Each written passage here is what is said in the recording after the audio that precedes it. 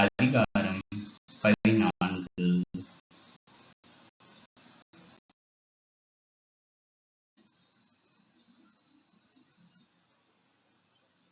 அம்ராபல் சினையார் அரசனாகவும், அரியோக்கு எல்லாசரின் அரசனாகவும், கெதர்லகோமர் ஏலாமின் அரசனாகவும், திதால் கோயிமின் அரசனாகவும் இருந்தபொழுது, அவர்கள் சோதோம் அரசன் பெரா, கொமோரா அரசன் பிர்சா, அதிமா அரசன் சினாபு, செபோயிம் அரசன் செமேபர், பேலா அரசன் சோவார் ஆகியோருக்கு எதிராக போர் தொடுத்தனர்.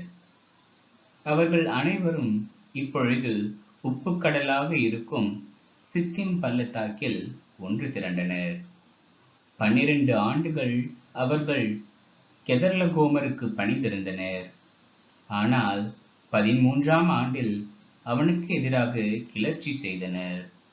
ஆனால் 14ஆம் ஆண்டில் கெதர்லகோமரும் அவனுடன் இருந்த அரசர்களும் வந்து அஸ்தரோத்து கர்னேமிலிருந்த ரபாயியரையும், காமிலிருந்த சூசியரையும், சாவே கிரியாத்தையுமிலிருந்த ஏமியரையும், சேயிர் மலைப்பகுதியில் இருந்த ஓரியரையும், பாலைநிலத்தின் எல்லையில் இருந்த ஏல்பாரான் வரை துரத்திச் சென்று முறியடித்தனர். அவர்கள் திரும்பும் வழியில் காதேசு என்ற ஏன் மித்சுபாற்றுக்கு வந்து அமலேக்கியரின் நாடு முழுவதையும், அச்சோன் தாமாரில் வாழ்ந்த எமோரியரையும் அழித்தனர். அப்பொழுது சோதோம் அரசனும், கொமோரா அரசனும், அதிமா அரசனும், செபோயிம் அரசனும், பேலா அரசன் சோவாரும் சென்று ஏலாம் அரசன் கெதர்லகோமருடனும், கோயிம் அரசன் திதாலுடனும், சினையார் அரசன் அம்ராபலுடனும், எல்லாசர் அரசன் அரியோக்குடனும் ஆக 4 அரசர்கள் 5 அரசர்களுக்கு எதிராக சித்திம் பள்ளத்தாக்கில் போர் தொடுத்தனர்.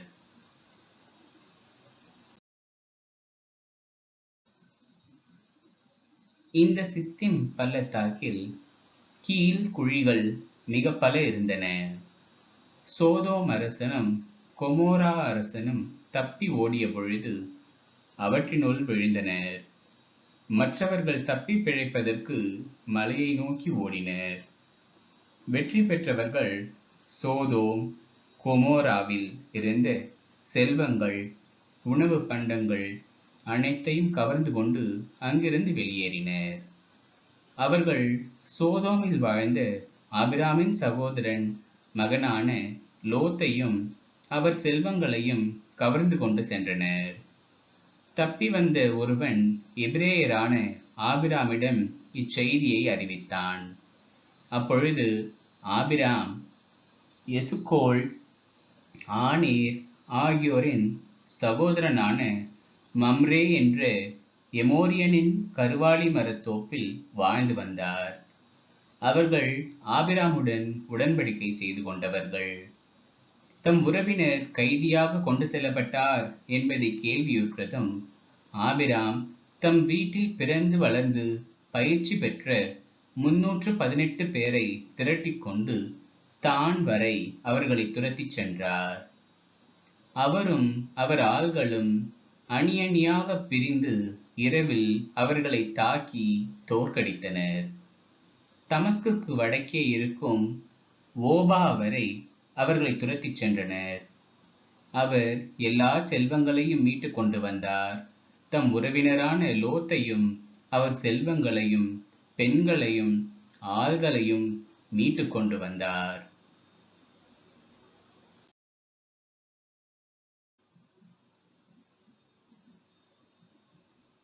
ஆபிராம் கெதர்லகோமரையும் அவனுடன் இருந்த அரசர்களையும் முறியடித்து திரும்பிய பொழுது அரசர் பள்ளத்தாக்கு என்ற சாவே பள்ளத்தாக்கில் அவரை சந்திக்க சோதோம் அரசன் வந்தான்.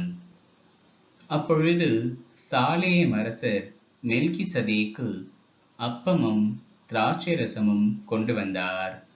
அவர் உன்னத கடவுளின் அர்ச்சகராக இருந்தார். அவர் ஆபிராமை வாழ்த்தி, விண்ணுலகையும் மண்ணுலகையும் தோற்றுவித்த உன்னத கடவுள் ஆபிராமிற்கு ஆசி வழங்குவாராக.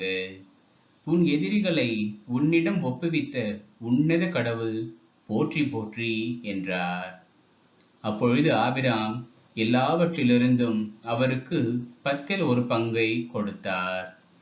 சோதோம் அரசன் ஆபிராமிடம், ஆள்களை என்னிடம் ஒப்படைத்துவிடும், ஆனால் செல்வங்களை நீரே வைத்துக் கொள்ளும் என்றான். அதற்கு ஆபிராம் சோதோம் அரசனிடம், விண்ணுலகையும் மண்ணுலகையும் தோற்றுவித்த உன்னத கடவுளாகிய ஆண்டவருக்கு ஆணையிட்டு கூறுகிறேன், நான் தான் ஆபிராமை செல்வனாக்கினேன் என்று நீர் சொல்லாதபடி உமக்குரிய அனைத்திலிருந்தும் ஒரு நூல் துண்டையோ காலணி வாரையோ நான் எடுத்துக்கொள்ள மாட்டேன். இளைஞர்கள் உண்டதைத் தவிர எனக்கு எதுவும் வேண்டாம். ஆனால் என்னுடன் வந்த ஆனேர், சுக்கோல், மம்ரே ஆகியோர் அவர்கள் பங்கை எடுத்துக்கொள்ளட்டும் என்றார்.